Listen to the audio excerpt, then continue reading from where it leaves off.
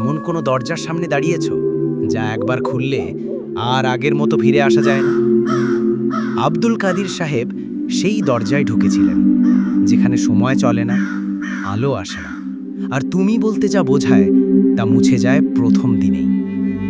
এই গল্প তার প্রথম 1 মাসের ভিতরকার দিনগুলি, যেখানে প্রতিটি দিন মানে ছিল একটা আত্মার ধ্বংস আর একটা অভিশপ্ত ছায়ার জন্ম। তুমি প্রস্তুত তো? এবার শুনে নাও 7 নম্বর দরজার ওপারে, দ্বিতীয় খণ্ড।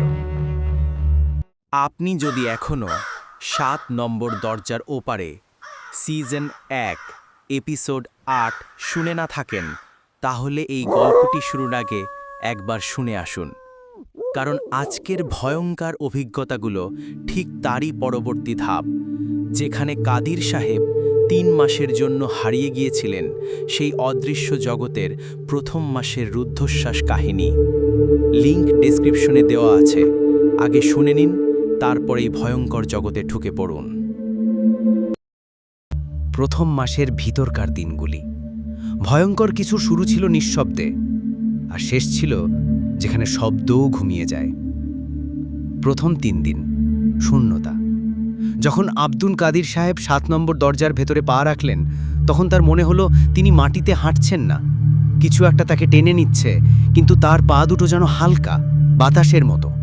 চতুর্দিকে কালচে ধোঁয়া, তামাটে নীল আলো, আর এক ধরনের অদ্ভুত মৃদু গুঞ্জন, যেন বহু মানুষের কণ্ঠ একসাথে কাঁদছে, কিন্তু শব্দগুলো বোঝা যায় না। তিনি চিৎকার করেছিলেন, কিন্তু মুখ খুলে বুঝলেন তার গলায় কোনো শব্দ নেই। ঠোঁট চলে, কিন্তু গলার ভিতরে যেন কেউ শক্ত করে হাত চেপে ধরেছে। তারপর তিনি বুঝলেন তিনি এখন মানুষের জগতে নেই, আর তার নিজের ইচ্ছের কোনো গুরুত্ব সে পাবে না। চতুর্থ দিন। সময় নেই, ঘুম নেই। 4 দিন পার হয়ে গেল, হয়তো তার চেয়েও বেশি। এই জগতের কোনো দিন রাত্রি নেই, সূর্য ওঠে না, ঘুম নামে না। কাদির সাহেব অনুভব করলেন তার শরীর যেন ভারী হয়ে গেছে। মাথার ভিতর শুধু একঘেয়ে গুঞ্জন, তুমি এসেছ, তুমি ডাক দিয়েছিলে, ইয়ালাহুন। এই নামটা প্রথম আসলো তার কানে। কে যেন মৃদুস্বরে বারবার ডাকছে সেই একই নাম, ইয়ালাহুন। পাথরের মতো শক্ত একটা ঘর, দেওয়ালহীন, কিন্তু সীমানায় ঘিরে। কোনো দরজা নেই, জানালা নেই, শুধু এক চিলটে অন্ধকার আকাশের নিচে দাঁড়িয়ে থাকতে হয়। প্রতিদিন তার চোখের সামনে এক বৃদ্ধা আবির্ভূত হতেন, মুখে নখের দাগ, কানে দুল ছালে, আর এক হাতে একটা মাটির বাটি। তিনি বলতেন না কিছুই, কিন্তু বাটিটা রেখে যেতেন, যার ভিতরে থাকতো এক ধরনের কালচে তরল, রক্ত, কিন্তু মানুষের নয়। বাধ্যতামূলক তাকে সেই তরল পান করতে হতো। প্রতিদিন সেই তরল পান না করলে কাদির সাহেবের মাথার ভিতরে শব্দ হতো নিজের স্ত্রীর কান্না, মেয়ে সাবিকুন নাহারের আর্তনাদ, আব্বু ফিরে এসো প্লিজ। কিন্তু তিনি জানতেন না এগুলো বাস্তব না তার কল্পনা। এভাবে চলে 7 দিন। 8ম দিন। সেই রাতে চারপাশে শোনা গেল পদচারণার শব্দ। চারদিকে কেউ হাঁটছে, খুব কাছে, কিন্তু দেখা যাচ্ছে না।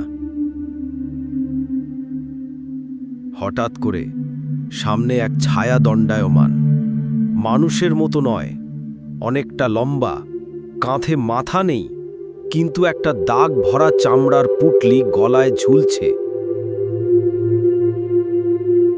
ছায়াটি বলল, আমাদের মধ্যে ঢুকেছ, এখন পেছনে ফিরতে চাও?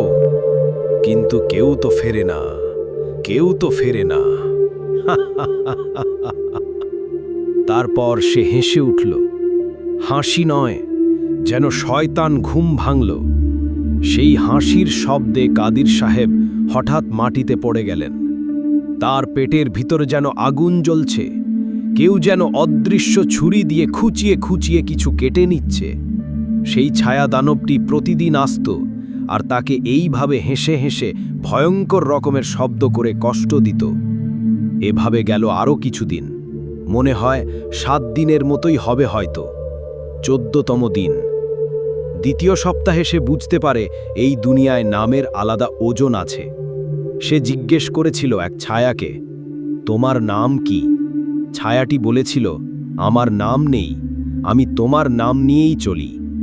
সেই রাত থেকে কাদির সাহেব ঘুমের মধ্যে নিজের নাম উচ্চারণ করতে থাকেন, কিন্তু সেই উচ্চারণে তার গলা কাঁপে আর গলার রগ ফুলে ওঠে। তাকে বলা হয়েছিল, তুমি যতবার নিজের নাম উচ্চারণ করবে ততবার এক আত্মা তোমার স্মৃতি থেকে কিছু কেটে নেবে। আর ঠিক তখন থেকেই তার মাথা ঝাপসা হয়ে যেতে শুরু করল।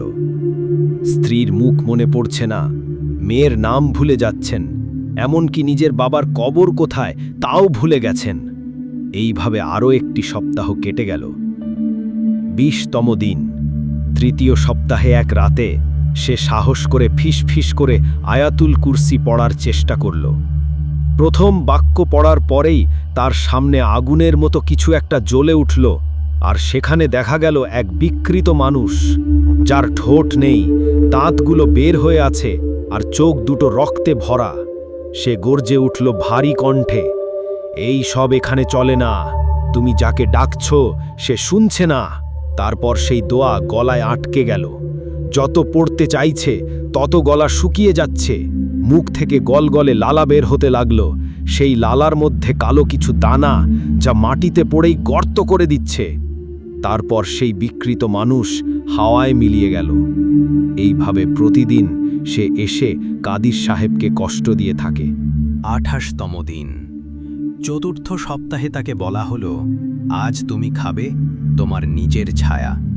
তার সামনে দাঁড়ানো ছিল তারই মতো দেখতে আর একজন কাদির সাহেব, কিন্তু চোখ নেই, নাক নেই, শুধু হাঁ হয়ে থাকা একটা মুখ। একটি অবয়ব তাকে বলল, তুমি যদি ওকে না খাও তবে ও তোমাকে খাবে।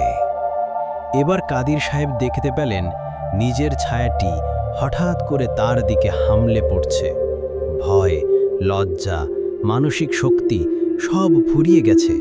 তিনি চিৎকার করতে চাইলেন, পারলেন না। পরের দিন তাকে পাওয়া গেল রক্তমাখা মুখে, আর সেই বিকৃত কাদির ছায়াটি আর কোথাও নেই। মাসের শেষ দিন, আলোহীন প্রতিশ্রুতি। প্রথম মাসের শেষে তাকে বলা হলো, তুমি এখন বদলে যাচ্ছ, 2য় দরজা খোলা হবে এবার, তবে মনে রেখো, ফিরে গেলে তুমি আর তুমি থাকবে না। এই ছিল মাত্র প্রথম মাসের গল্প। এখনো বাকি আছে সেই 2য় দরজার ভয়, যেখানে কাদির সাহেব আর মানুষ ছিলেন না, আর তার জিভ ধীরে ধীরে হয়ে উঠছিল শয়তানি অস্ত্র। কি ঘটবে 2য় মাসে? কে ছিল ইয়াল্লাহুন, আর কিভাবে কাদির সাহেব হয়ে উঠল এক ভিন্ন সত্তা? জানতে হলে অপেক্ষা করুন পরবর্তী পর্বের জন্য। আপনারা যদি গল্পটি উপভোগ করে থাকেন তাহলে এখনই লাইক দিন, কমেন্টে লিখে জানান কাদির সাহেব আসলে কি হয়ে যাচ্ছে। আর এমন ভয়ঙ্কর গল্প পেতে চ্যানেলটি সাবস্ক্রাইব করুন। পরবর্তী পর্ব আসছে খুব শিগগিরই, রাত 9টায়। তখন দেখা হবে, কিন্তু হুঁশিয়ার থাকুন, কারণ 7 নম্বর দরজা এখনো পুরোপুরি বন্ধ হয়নি।